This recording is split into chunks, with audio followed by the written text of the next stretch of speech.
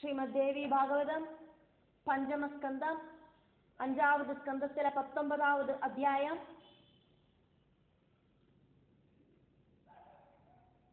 தேவி மகிஷாசுரனை வதிக்கிறதையாக்கும் நம்ம பார்த்தோம்.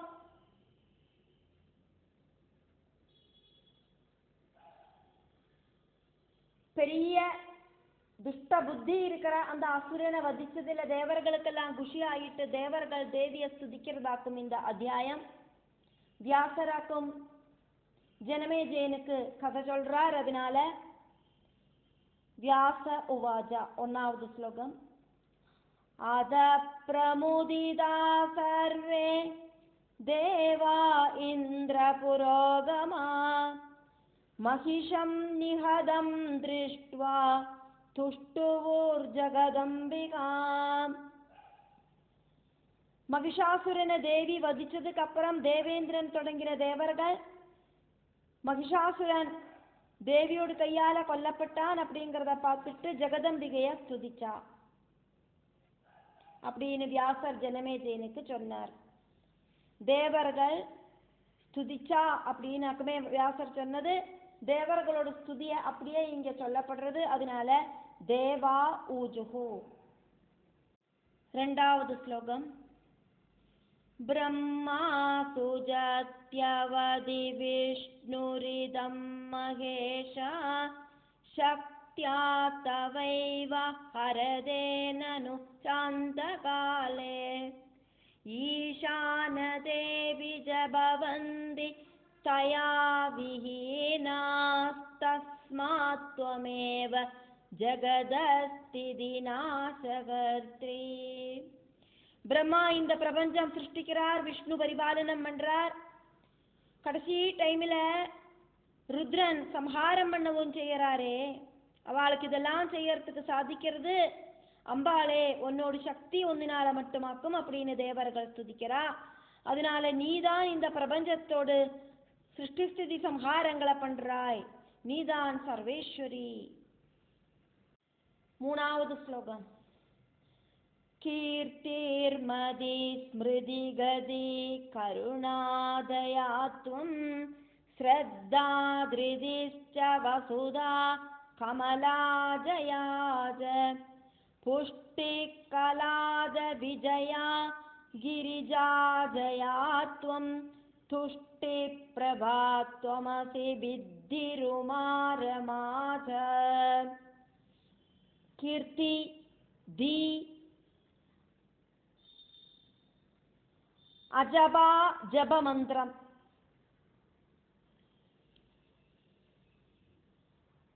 கருணை தயை ஸ்ரத்தா திருதி பூமி, லக்ஷ்மி ஜயா புஷ்டி கலா விஜயா ருத்ரசக்தியான கிரிஜா ஜயா துஷ்டி பிரபா புத்தி ஈஷா சக்தியான உமா ரமா இதெல்லாம் நீதான், உன்னோட விபூதிகளாக்கும் இவா அத்தனை பேரும். 4வது ஸ்லோகம். வித்யாட்சமா ஜகதி காந்திரபீஹமேதா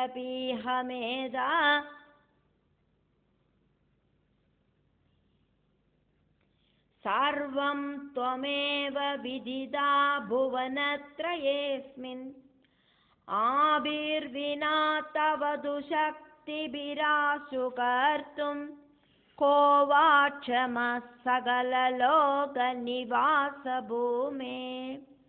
வித்யாட்சமா காந்தி மேதா இதெல்லாம் அம்பாளே உன்னோடு விபூதி ஸ்தானங்களாக்கும் அப்படின்னு 3 லோகங்களிலும் எல்லாருக்கும் தெரியும். சகல லோகங்களோடும் நிவாசஸ்தானமாயிருக்கிற ஜெகதம்பிகே, உன்னோடு இந்த சக்திகள் இல்லாதக்கு ஆருக்கு என்ன செய்யறதுக்காக்கும் சாதிக்கும். 5வது ஸ்லோகம்.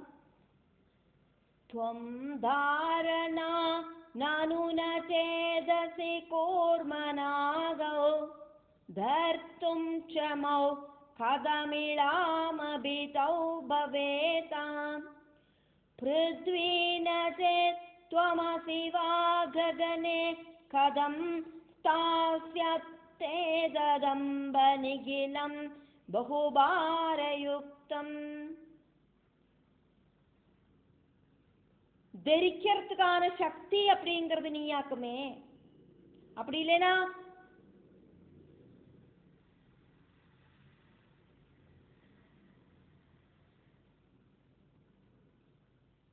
கூர்மாவதாரம், அதே மாதிரி ஆதிசேஷ அவதாரம், இதெல்லாம் எடுத்திருக்கிறவாளுக்கு பூமியை தாங்கிறதுக்கு சக்தி கிடைக்கிறது எப்படி? அம்பிகையே, பூமி நீதான். அப்படி இல்லை அப்படின்னா ரொம்ப ரொம்ப பாரம் இருக்கிற அதுக்கு வானத்துல எப்படியாக்கும் எந்த ஒரு ஆசிரியவும் இல்லாதக்கு நிற்கிறதுக்கு சாதிக்கும்? தாரணா சக்தியும் பூமியும் எல்லாம் நீதான், உன்னோட விபூதிகள் தான். ஆறாவது ஸ்லோகம். ஏவாஸ்துவந்தி மனுஜா அமரான் விமூடா மாயா குணைஸ்தவ சதுர்முக விஷ்ணுருத்ரான் சுப்ராம் சுவஹ்னி யமவாயு கணேஷ முக்யான் கிம் த்வாம் ஹிருதே ஜனனி தே பிரபவந்தி கார்யே.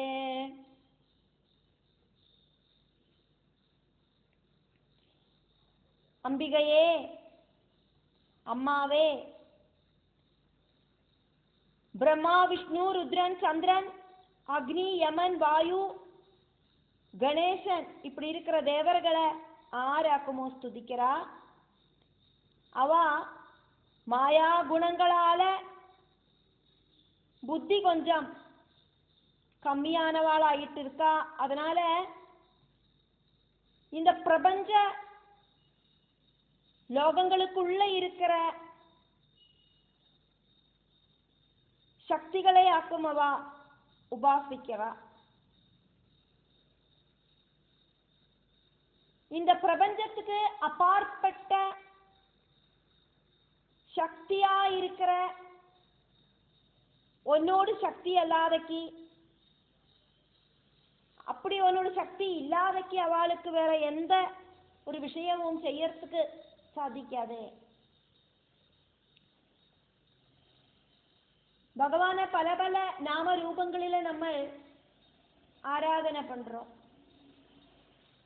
இந்த பிரபஞ்சத்துக்கு உள்ள இருக்கிற சக்திகளை ஆக்கும் நம்ம பல ரூப நாமங்களில ஆராதனை பண்றோம். பிரபஞ்சத்துக்கு அப்பாற்பட்ட சக்தியாக்கும் நிர்குண பரபிரம்ம ஸ்வரூபம். அந்த நிர்குண பரபிரம்ம ஸ்வரூபத்தோடு பட்ட மகிழ்ச்சியாக்கும் ஆதிபராசக்தியான அம்பிகை. அப்படி இருக்கிற அம்பால நிர்குண பரபிரம்மமாயிட்டு ஆருக்கும் தெரிய மாட்டேங்கிறது. அம்பாளோடு அந்த ஸ்ட்ராங்கான சக்தி இல்லை அப்படின்னா திரிமூர்த்திகளுக்கும் அஷ்டதிக் பாலகர்களுக்கும் தேவர்களுக்கும் ஒன்றும் ஆக்டிவேட் செய்யறதுக்கு சாதிக்காது. ஏழாவது ஸ்லோகம். ஏ ஜுஹ்வதி பிரவிததோல்பதியோம்பயஜ்ஞவஹ்னௌ சுரான் சமதிக்ருத்ய ஹவிஸ் சம்ருத்தம் ஸ்வாஹா நசேத்வமசிதே கதமாபுரத்தாத்வாமேவ கிம் நஹி யஜந்தி ததோஹி மூடா. அம்பிகையே, ரொம்ப ரொம்ப பெருசா செய்யற யாகத்துல இந்திராதி தேவர்களை நினைச்சாக்குமே யாகாக்னியில நிறைய நிறைய ஹவிசு ஹோமிக்கப்படுறது. அந்த யாகாக்னியில சுவாஹாரூபிணி ஆயிட்டு அந்த யஜ்ஞத்துல நீ இல்லை அப்படின்னா ஹோமிக்கப்படுற அந்த ஹவிசு தேவர்களுக்கு எப்படி போய் சேரும்? அதனால ஒன்ன பஜிக்கிறதுக்கு அவளுக்கு ஒன்றும் தோணாத்தது, அவளுக்கு புத்தி அப்படிங்கிறது ஒர்க் பண்ணாததாலே ஆக்கும். அதனால பல பல யாகங்கள் ஒவ்வொன்றும் ஒவ்வொரு விஷயத்துக்காயிட்டும் யாகங்கள் நடத்தி அதுல விவித நாம ரூபங்களில தேவதைகளை பூஜிச்சு யாகம் பண்றவா பரபிரம்ம ஞானத்தை தெரிஞ்சுக்கிறவா கிடையாது.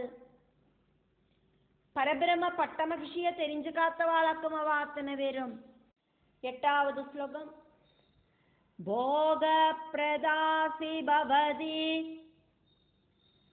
இஹ சராச்சராணாம் போக பிரதாசி பவதி இஹ சராச்சராணாம் ஸ்வாம்சைர்ததாசி கலு ஜீவனமேவ நித்யம் ஸ்வீயான் சுரான் ஜனனி प्रोषयसि हयाद्वत् तद्वत् परानभिज पालयसि दिहेदो.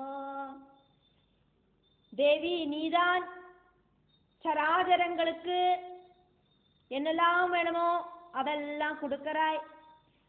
பிரகிருதி விகிருதி ரூபத்தில் இருக்கிற 7 அம்சங்களோடு கூடிட்டு பிராரப்த கர்மம் அனுபவிக்கிறதுக்கு அவளுக்கு ஜீவன் கொடுக்கறதும் நீதான்.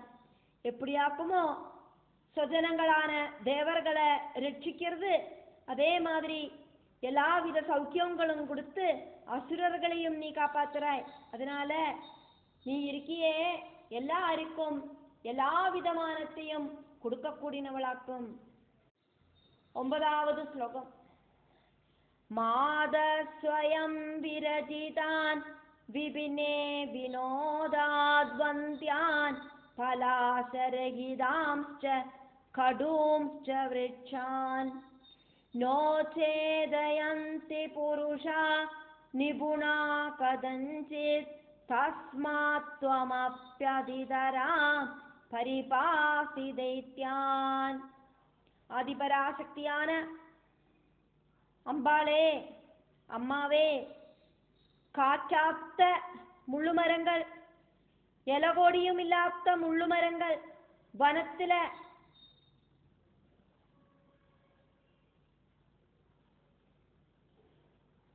பொழுதுபோக்குக்காயிட்டு வச்சு பிடிப்பிச்சா கூடியும் அறிவிருக்கிறவா எப்படியானாலும் அதை வெட்டி களைய மாட்டா. விஷவிருட்சமானாலும் சுயம் நெட்டு வளர்த்தின ஒரு மரத்தை முறிச்சு களையறதுக்கு யாருக்கும் மனசு வராது. அதே மாதிரி அசுரர்களையும் நீ காப்பாற்றத்தான் செய்கிறாய்.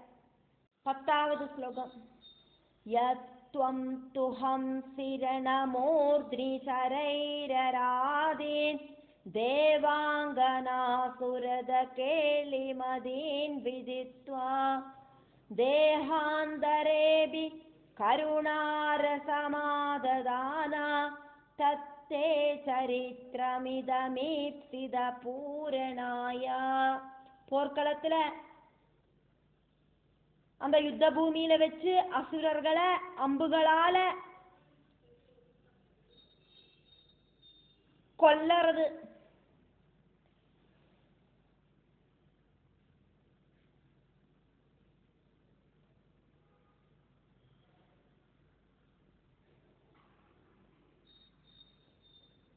தேவலோகத்திலே இருக்கிற ஸ்திரீகளுமாயிட்டு அவளுக்கு ரசிக்கணும் அப்படின்னு ஆசை இருக்கு அப்படின்னு தெரிஞ்சதாலே ஆக்குமே நீங்கள் அந்த அசுரர்களை எல்லாம் இப்படி கொன்ன. தேவலோகத்திலே இருக்கிற ஸ்திரீகளை எல்லாம் உபதிரவிப்பா நினைச்சிட்டு ஆக்குமே. அடுத்த ஜென்மத்திலேயாவதும் அவளோடு அந்த மனசுல இருக்கிற ஆசைகள் எல்லாம் நடக்கட்டும் அப்படிங்கிற விசாரத்தோடையாக்குமே அம்பாளே அவளில கருணை மழை நீ பெய்ய வச்சாய். அதல்லாதைக்கு அவாகிட்ட உனக்கு என்ன வித்வேஷமாக்கும் இருக்கு. 11வது ஸ்லோகம். சித்ரம் த்வமி யதா சுவீரஹிதான சந்தி त्वच्चिन्तितेन धनुजा प्रदिद प्रभावा येषां कृते जननि देह निबन्धनं ते क्रीडारसस्तव न चान्यतरोऽत्र हेतु. ஆதிபராசக்தியாயிருக்கிற அம்மாவே, அசுரர்களை நிகிரகிக்கிறதுக்கு வேண்டி ஆக்குமா நீ அவதாரம் எடுக்கிறாய். அந்த அசுரர்கள் அவளை கொல்லணும் அப்படின்னு நீ நினைச்சாலே அவளை கொன்னுட முடியாதா? அதுக்கப்புறம் எதுக்காக்கும் இப்படி அவளை കൊല്ലறதுക്കായിട്ട് ഒരു ശരീരത്തെ സ്വീകരിച്ചാய்? ചുമ്മാ ഒരു പൊഴുതുപോക്കുക്കായിട്ടാക്കും, അല്ലാതൊക്കെ இதுக்கு വേറെ കാരണമൊന്നുമില്ലേ. அசுரர்கள் முன்னால வந்ததுமே தேவி நினைச்சா பொறுமே அந்த அசுரர்கள் எல்லாம் பஸ்மம் ஆயிடுவா. அப்புறம் இந்த சூலவும் வில்லும் அம்பும் எல்லாம் எடுத்துட்டு யுத்தம் பண்ணினது என்னத்துக்காக்கும்? எல்லாம் தேவியோடு திருவிளையாடலாக்கும், அல்லாதக்கு வேற என்னத்தை சொல்லறது. அவதார லீலകൾ எல்லாருக்கும் புகழ்த்தி பாடுறதுக்கு ஒரு சிச்சுவேஷனை உண்டாக்கி கொடுத்த தேவி. இப்படி தேவியோடு அவதார திருவிளையாடல் கதைகளை காது கொடுத்து கேட்கறதுனால பக்தி வர்த்திக்கும். அதுக்கு வேண்டிட்டாக்கும் தேவி சரீரம் ஸ்வீகரிச்சு இந்த மாதிரி திருவிளையாடல்கள் எல்லாம் நடத்தினாள். 12வது ஸ்லோகம். பிராப்தே கலாவஹ துஷ்டதரே ஜகாலே நத்வாம் பஜந்தி மனுஜானனு வஞ்சிதாஸ்தே धूर्तै पुराण चतुरैर् हरिशंकराणां सेवापराश्च विहितास्तव निर्मिदानां. ദുഷിച്ച കലികാലം വന്നു ചേർന്നോണ്. നനച്ച നൊടിയിലെ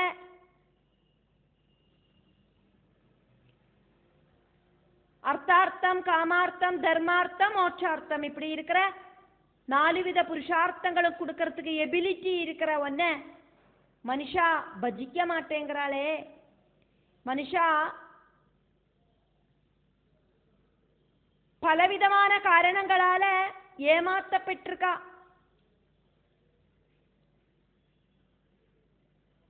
பல பல ஆசைகளுக்காயிட்டு அவ பல பல யாக கர்மங்களையும் பூஜைகளையும் எல்லாம் பண்ணறா. அவ ஒன்ன சேவிக்காதக்கு நீ സൃഷ്ടിച്ച ത്രിമൂർത്തി തുടങ്ങിയ ദേവകളെയാക്കുമേ സേവിക്കറാ. കഷ്ടം താനിത്. 13வது ശ്ലോകം.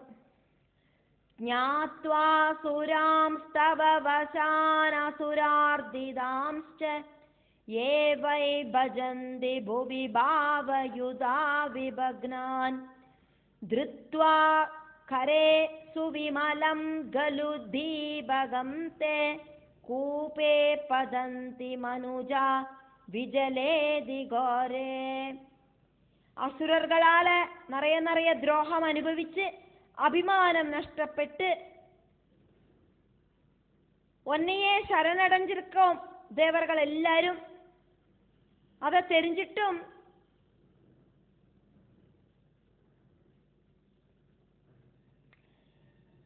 இந்த தேவர்கள் எல்லாம் சரணம் பிராபிக்கிற அம்பாள் நீயாக்கும். அந்த விஷயம் தெரிஞ்சிட்டும் இந்த தேவர்களை നന്നാ സ്വസ്ഥമായിട്ട് വാഴறதுக்கான സിറ്റുവേഷൻ ഉണ്ടാക്കി കൊടുക്കற ഒന്ന സ്തുതിക്കാതക്ക് ത്രിമൂർത്തി തുടങ്ങിയ ദേവതകളെ ആക്കുമേ இந்த மனுஷா பஜிக்கிறா. நல்ல பிரகாசம் இருக்கிற விளக்கு கையில இருக்கிறத பயம் தரக்கூடின ஒரு கிணத்துக்குள்ள விழற மனுஷாளுக்கு ஈக்குவல் ஆக்கும் அவளோட பிரவൃத்தி.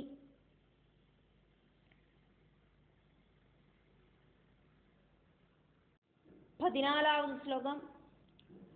വിദ്യാത്വമേവ സുഗതാ സുഗതാപ്യവിദ്യാ മാതസ്ത്വമേവ ജനനാർത്തിഹരാനരാണ മോക്ഷാർത്തിവിസ്തു കലിതാ കില മന്തദേവിർ നാരാദിതാ ജനനി ഭോഗപരൈസ്തദാജ്ഞേ. അംബികയെ, நீதான் வித்யையும் அவித்யையும் சுகம் கொடுக்கறதும் அசுகம் கொடுக்கறதும் நீயாக்கும். மனுஷாளோடு ஜென்ம துக்கத்தை இல்லாம பண்றதும் நீ அல்லாதக்கு வேற யாரும் கிடையாது. மோட்சத்தை ஆசைப்படுற முனிகளும் ஒன்னையே ஆராதனை பண்றா. ஆனா பல சுக சௌகரியங்களும் அனுபவிச்சுட்டு இருக்கிற புத்தி இல்லாத அஜ்ஞானிகள் ஒன்ன ஆராதிக்க மாட்டேங்கிறா. 15வது ஸ்லோகம்.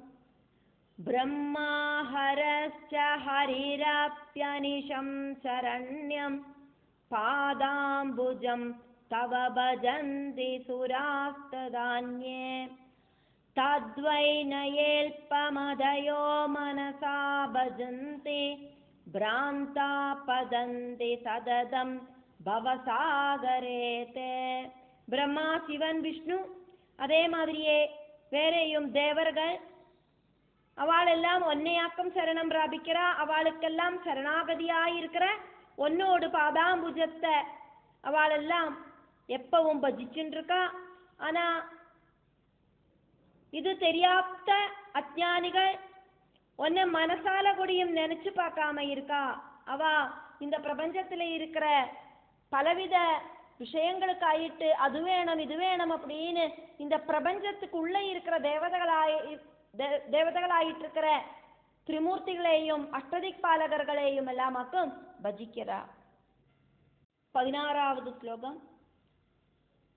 சண்டித்வதங்கிரி ஜலஜோத்தரஜ பிரசாதை பிரம்மா கரோதி சகலம் புவனம் பவாதௌ शौरिश्च पादिगलु संहरदे हरस्तु त्वां सेवदे न मनुजस्त्विह दुर्भगोसौ. हे சண்டி, உன்னோடு அந்த பாத பங்கஜத்துல பொடியாயிருக்கிற பிரசாதத்தாலேயாக்கும் பிரம்மா முதலா இந்த எல்லா உலகங்களையும் சிருஷ்டிக்கிறார். ஸ்ரீஹரி பரிபாலனம் பண்றார், ருத்ரன் சம்ஹாரம் பண்றார். இருந்துட்டு கூட மனுஷா ஒன்ன ஆராதிக்கிறது இல்லை. அவளுக்கு அதிர்ஷ்டம் அப்படிங்கிறது இல்லைதான். 17வது ஸ்லோகம்.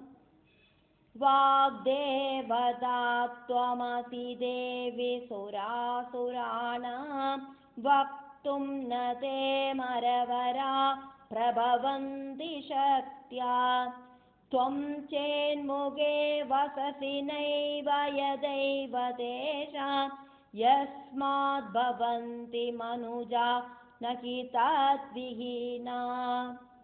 ஏ தேவி, நீ தேவர்களோடும் அசுரர்களோடும் வாக்தேவதையாக்குமே. காரணம் என்ன அப்படின்னாக்கா, அவளோட முகத்துல நீ வசிக்காம இருக்கிற காலமளவுக்கு அந்த தேவ அசுரர்களுக்கு பேசுறதுக்கான எபிலிட்டி கிடைக்காது. அவ பேசுறா அப்படின்னா அவளோட முகத்துல நீ இருக்காய் அப்படின்னாக்குமே அர்த்தம். முகம் இருந்தானாலும் வாக்தேவதை பிரசாதிக்கலை அப்படின்னா பேச்சு வராதே. 18வது ஸ்லோகம். சப்தோ ஹரிஸ்து பிருகுணா குபிதேன காமம் மீனோ பபூவ கமடகலு சோகரஸ்து பశ్చాத் நிருசிம்ஹ இதியச்சலக்ருத்தராயாம் தான் சேவதாம் ஜனனி மிருத்யு பயம் ந கிம் ஸ்யாத். இந்த பிரபஞ்சமே உண்டாகிறதுக்கு காரணமா இருக்கிற அம்மாவே, கோபம் வந்த பிருகு மகர்ஷி ஹரிய சபிச்சார். அந்த ஹரி அதுக்கப்புறமா மத்ஸ்யம் ஆயிட்டு ஜனிச்சார். ஆமையும் பன்னியும் ஆயிட்டு பிறந்தார். அதுக்கப்புறம் நரசிம்ஹவும் வாமனனுமாயிட்டு அவதாரம் எடுத்தார். இப்படி இந்த அம்பாலோடு சிருஷ்டியா இருக்கிற இந்த அவதாரங்களை பஜிக்கிறவாளுக்கு இந்த உலகத்துல மிருத்யு பயம் இல்லாம ஆகுமா? சொந்தங்காரியம் மங்களமாக்கிறதுக்கு சாதிக்காத இவாளுக்கு எப்படியாக்கும் அடுத்த வாளுக்கு மங்களத்தை கொடுக்கறதுக்கு சாதிக்கும்? 19வது ஸ்லோகம். शम्भो पपाद भुवि लिङ्गमिदं प्रसिद्धं शापेन तेन जभृगोर्बिबिने गदस्य तं ये नरा भुवि भजन्ति कपालिनं तु तेषां सुगं कदमिहाभि परत्रमादा. வனத்தில் வச்சு பிருகுவோடு சாபத்தால சம்புவோடு அந்த சிவலிங்கம் பூமியில விழுந்த கதை ரொம்ப ஃபேமஸ் ஆக்குமே. அவரோடு அந்த சிவலிங்கம் கீழே விழுந்தது தடசம் பண்ணி நிப்பாட்ட முடியாத அந்த சம்புவ, அந்த கபாலிய பூமியில ஆறு பஜிக்கிறாளோ அவளுக்கு இந்த உலகத்திலையும் பரலோகத்திலையும் என்ன சுகமாக்கும் கிடைக்கும்? 20வது ஸ்லோகம். யோ பூத் கஜானன கணாதிபதிர் மகேஷாத் தம் யே பஜந்தி மனுஜா விதத பிரபன்னா ஜானந்தி தேன சகலார்த்த ஃபல பிரதாத்ரே த்வாம் தேவி விஸ்வஜனனே சுகசேவினியாம். அம்பாளே, அந்த மகேஸ்வரனுக்கு பிறந்த கஜமுகனான கணபதிய மங்களப்பிரதனாக்கும் அப்படிங்கிற நம்பிக்கையோடு கூடிட்டு பஜிக்கிறாளே. சிவ ஆராதனையால எந்த பெனிஃபிட்டும் இல்லை. அதுக்கப்புறமா அந்த சிவனோடு புத்திர ஆராதனையால என்ன பலமாக்கும் பிரதீட்சிக்கிறதுக்கு சாதிக்கும்? எந்த அளவுக்கு சௌக்கியமா வாழணுமோ அந்த அளவுக்கு புருஷார்த்தங்களை எல்லாம் கொடுக்கிறவளும் விஸ்வமாதாவும் நீயாக்கும் அப்படின்னு இந்த மனுஷாளுக்கு தெரிய மாட்டேங்கிறதே.